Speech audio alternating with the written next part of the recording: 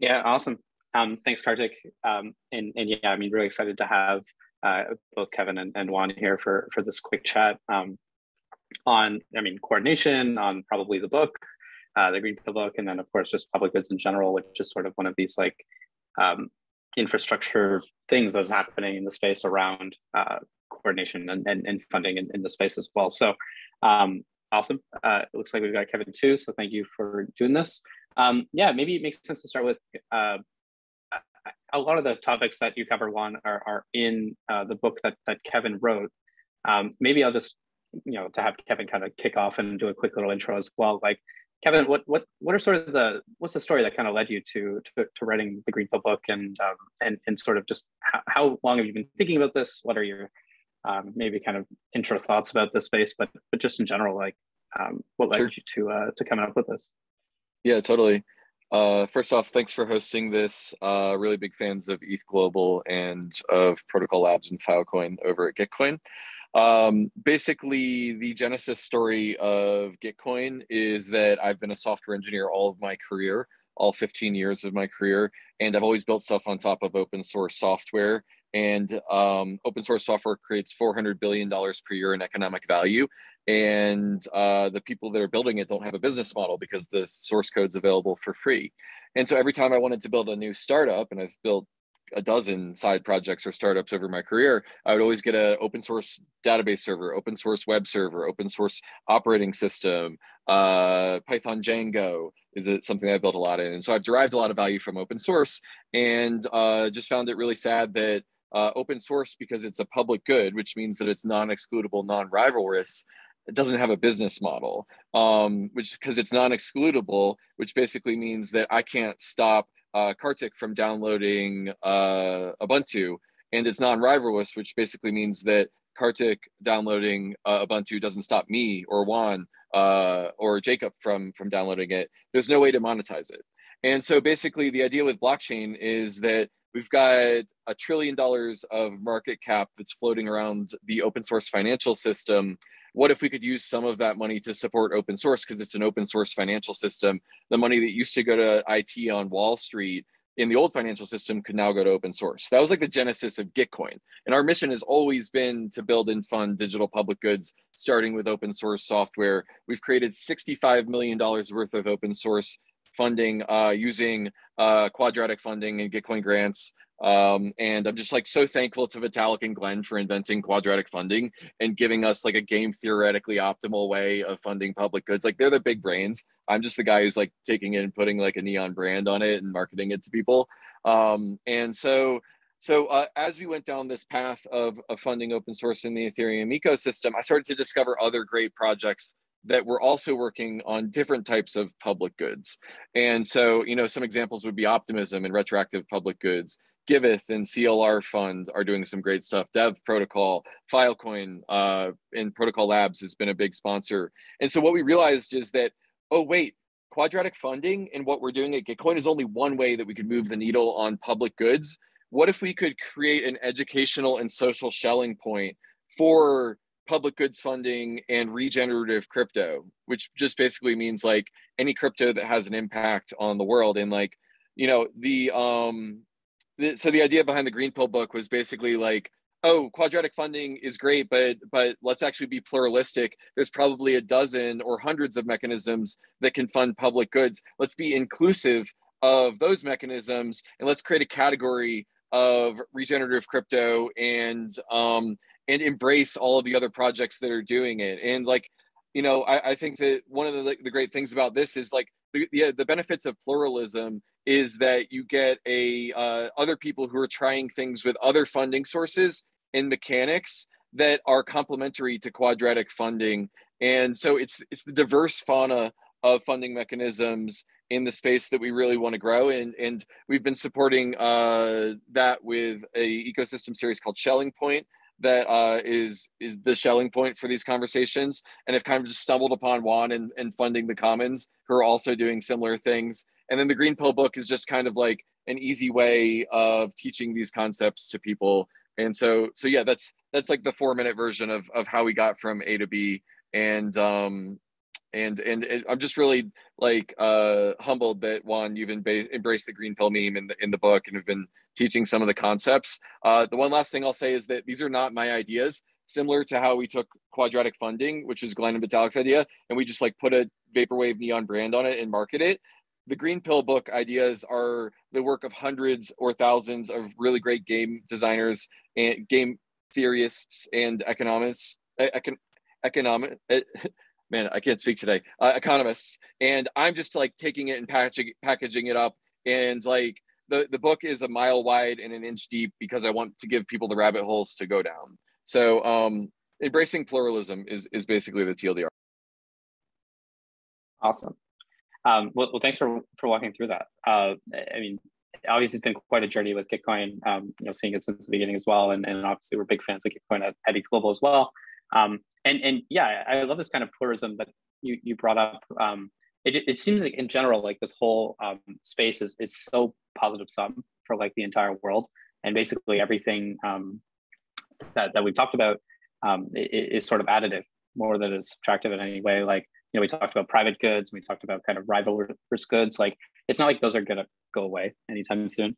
But really, as to Juan's point, kind of near the end of his talk, like it's more about kind of building these mechanisms and actually kind of having the mechanisms be so good that like you kind of outweigh all this kind of gray pill area with all this amazing regen and green pill. One of the kind of questions that got brought up as we were kind of talking about through that section was, just kind of inherent to all this is this concept of value and good and the meme, the public goods are good, like but value and good is in some cases pretty subjective. I just kind of maybe as an opening question, like how do you feel about the subjectivity of like what is value and like what is good? Like, are these definable topics? Like what's your best opinion on there? Maybe we'll start with Juan.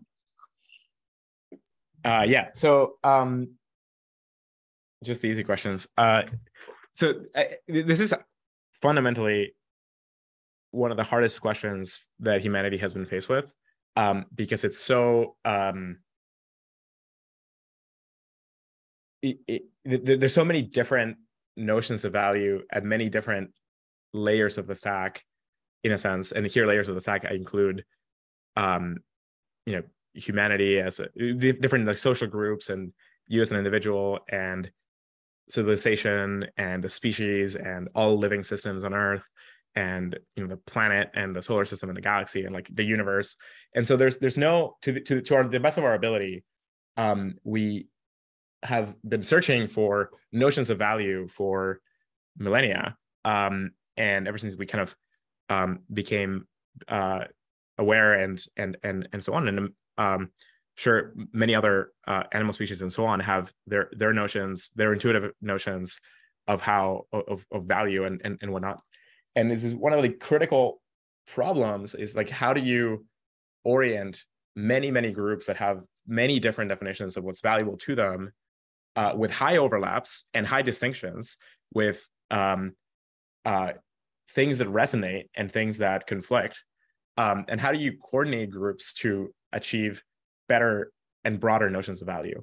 And there's like a broader division here in kind of schools of philosophy, where one track of the argument goes that you can't actually arrive at a definition of value out of observing the universe, and there's a different school of thought that says you can evaluate living systems, and you can evaluate communities, and you can, based on what those communities are and what those living systems are, you can figure out things that are good or bad for them, that you can actually define the concept of good or bad relative to that living system, right? And so you can think of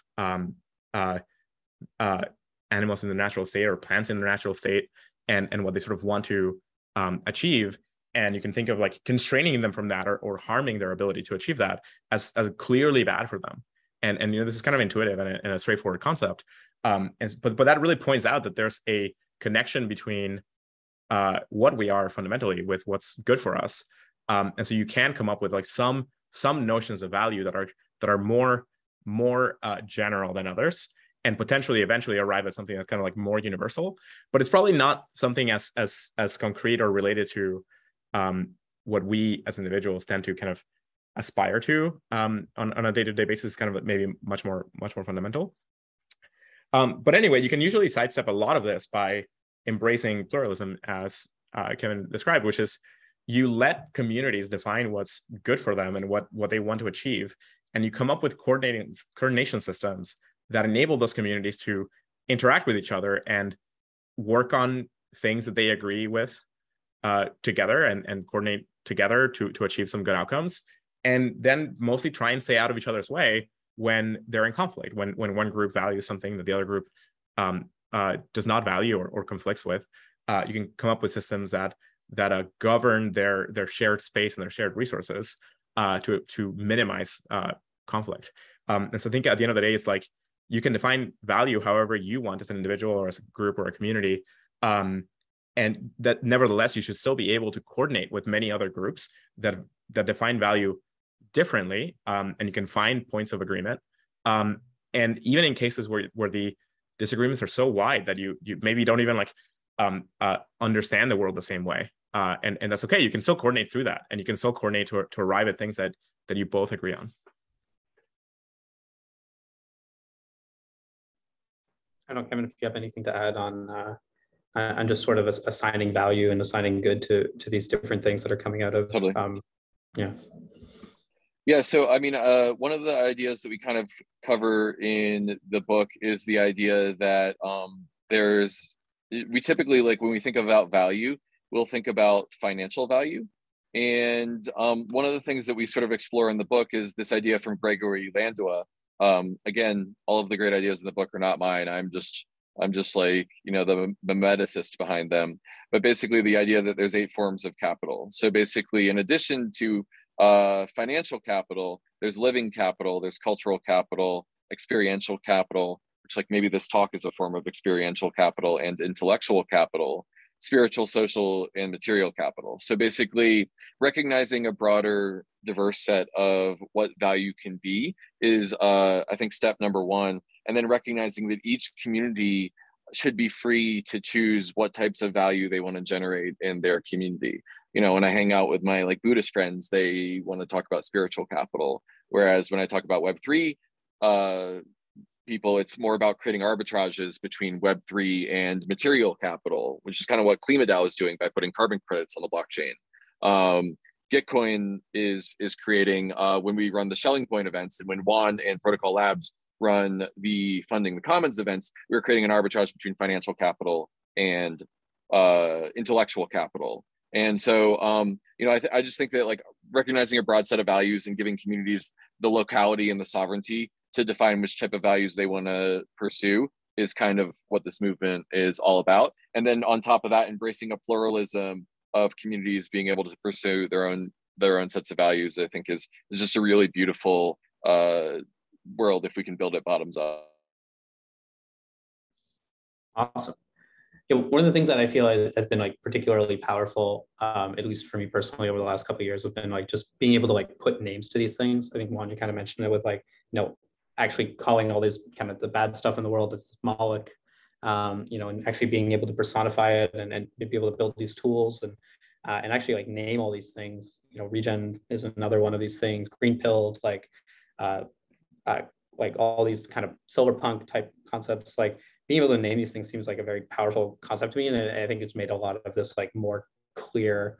Whereas you may have kind of taken a lot of ideas and a lot of inspiration from a lot of different places, Kevin, but to be able to succinctly put it down in a single place and name these things and be able to order this is super critical, I think, in being able to actually come up with a solution for these problems.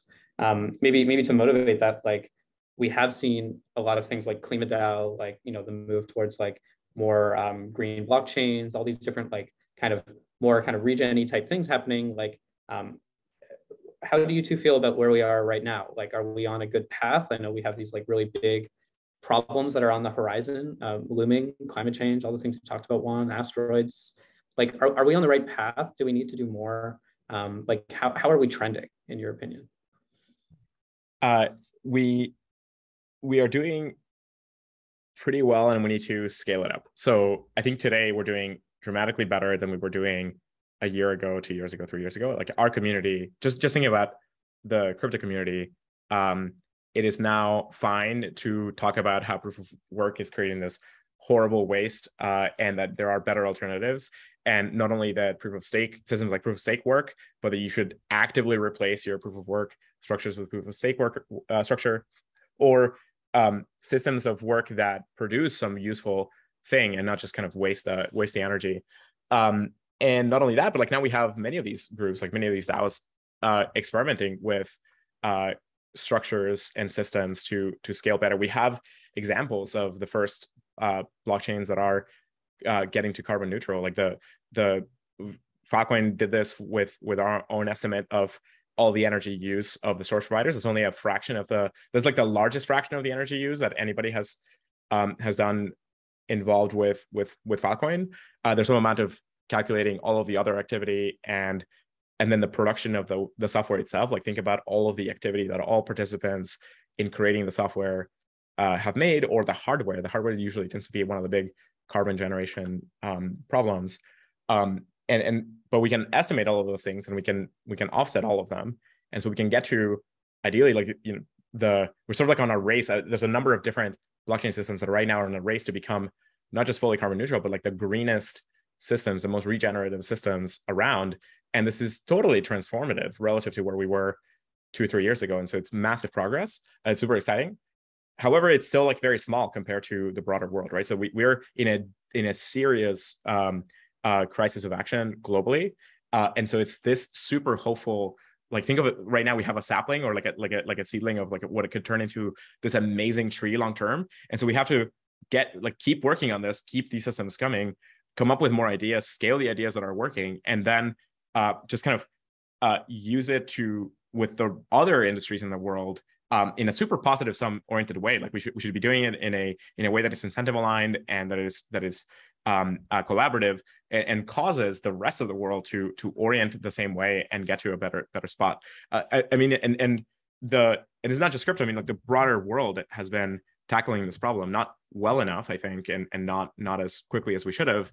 But I think we're still kind of in time to scale some like really fast solutions that kind of not only avert the worst of disasters, but we could potentially like curb a lot of the other problems that we see kind of appearing in 3-4 decades if we scale the stuff well, right? So one of the amazing things about crypto is that it scales really quickly. Like you can go from a mechanism working for a few people or in a small scale, like coordinating tens of thousands or hundreds of thousands of dollars in relative value, to handling millions to billions, trillions in a matter of months to years, with sort of minimal changes to the structure. So that scalability is super, super powerful. If we can, it really is kind of a tremendously long lever to try and solve the problem. Yeah, no, that totally makes sense. I mean, you see that even with like, the quadratic funding that Gitcoin's doing. Like, I mean, I remember that started with, very humble beginnings, right? It was a concept, and now like it's allocating, tens of millions of dollars, right? So, the scalability there is like pretty impressive to see, and how quickly that's even happened is insane. How about you, Kevin? Is Moloch slain? Do you just get to hang out in your hammock in an undisclosed location for the rest of time, or how do you think we're trending? And maybe to add to that, like, this is a hackathon people are going to be building over the next couple of weeks. Like, what are some of the experiments you'd love to see in this space, and where should people put their effort, do you think? Yeah, great question. Here in Meatspace, I'm hanging out in my hammock in sunny Colorado, but in the metaverse, we'll fight Moloch, or build protocols that can fight Moloch, since I think we need to coordinate in order to do it. I would agree with Juan that we're doing good and the community has formed, but there's still some ways to go. I think if you make it, if you think about it as crawl, walk, run, we're kind of like, we've established that we can crawl. And now we're trying to walk, and it would be great if we're eventually running. And I think that, some of the milestones that you can look at from a macro perspective is that the Web3 regen community, public goods community, however you want to splice it, knows about each other. Like, just that niche being established, I think, is crawling.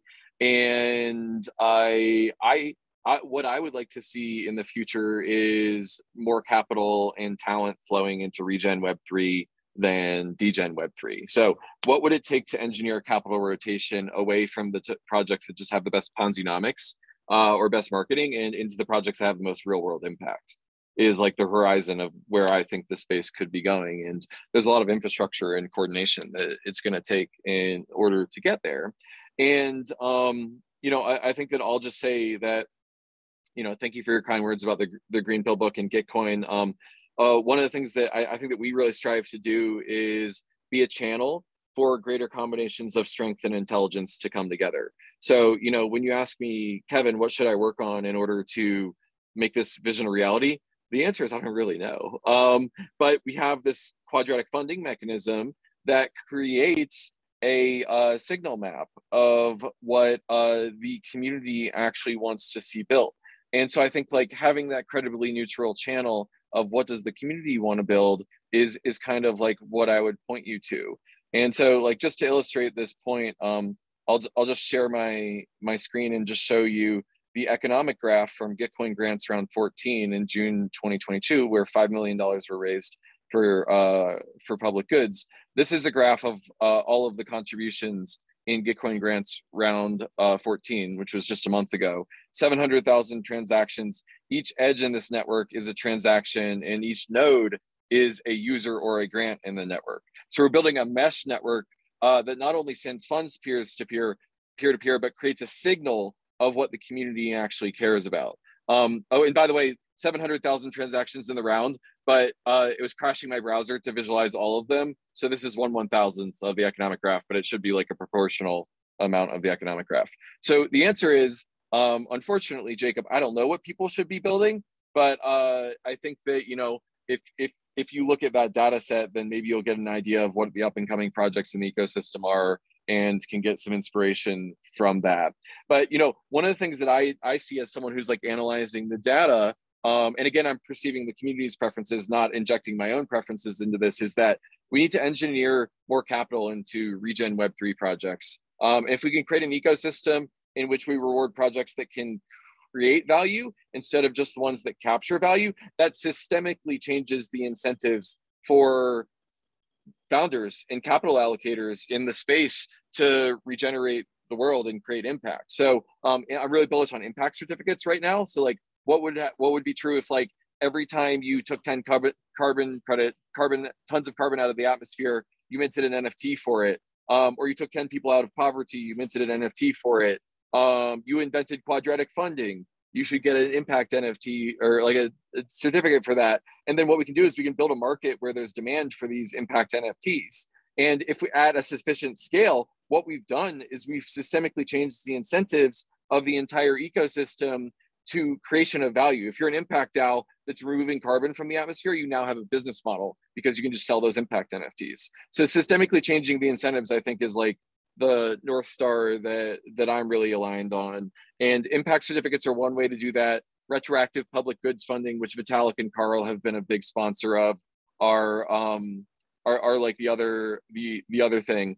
And then like we have to build thousands of DAOs that actually create impact from there. And one of the things that I kind of like to think about, and I'll just end here because I think it's a fun meme, is like, we're all familiar with miner extractable value in this space, which is basically I'm front running the transactions in the mempool in order to extract value for myself. So Juan submits a transaction that's about to redeem 10 ETH out of some smart contract. And if I'm in the mempool, I can front run that and like replace his address out with mine.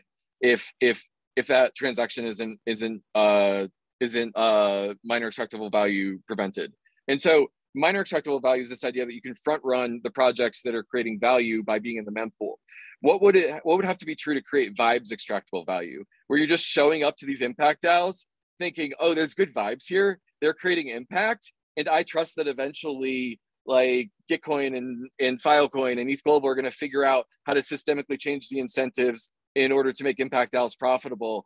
But like, this is vibes extractable value. I'm here early for the vibes, and I trust that like the world will reward me in the future. So I want to live in that world. And so I guess I'll put the question back to you, Jacob. Which ETHGlobal hackers have good vibes this hackathon?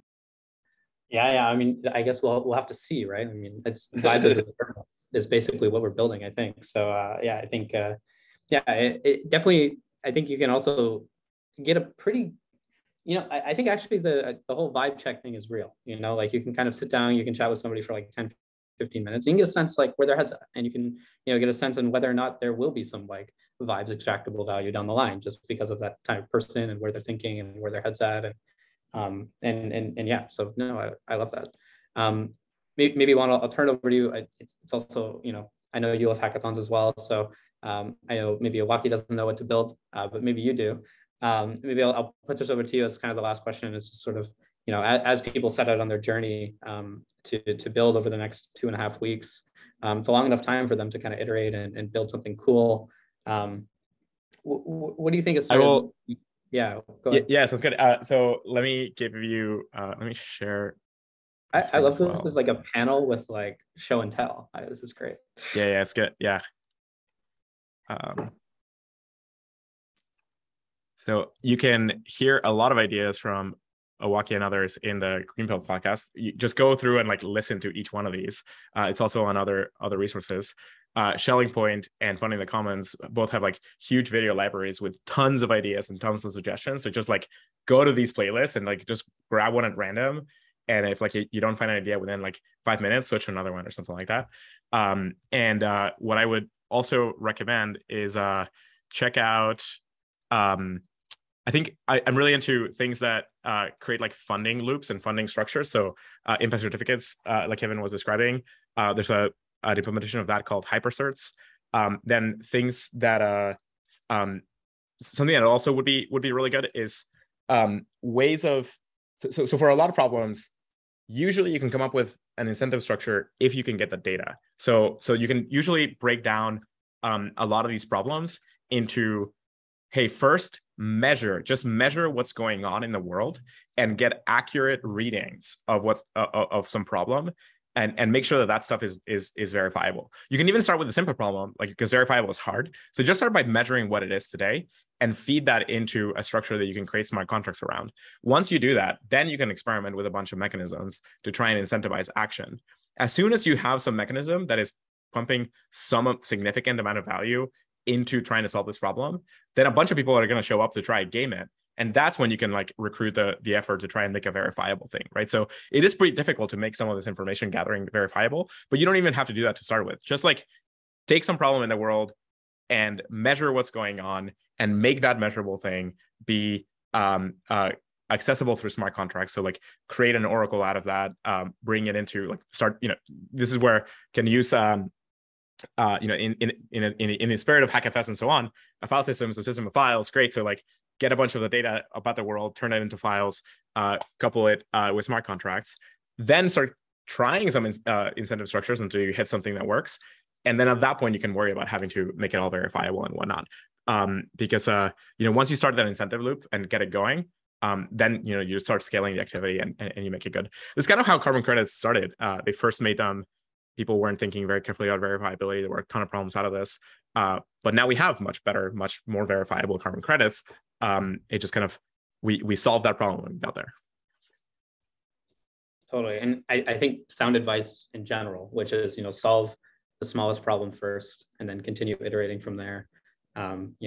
Especially for people hacking, like you don't need to think about end game today. You just start with an idea, measure it, like Juan said, do some A/B testing, build something small, see what happens.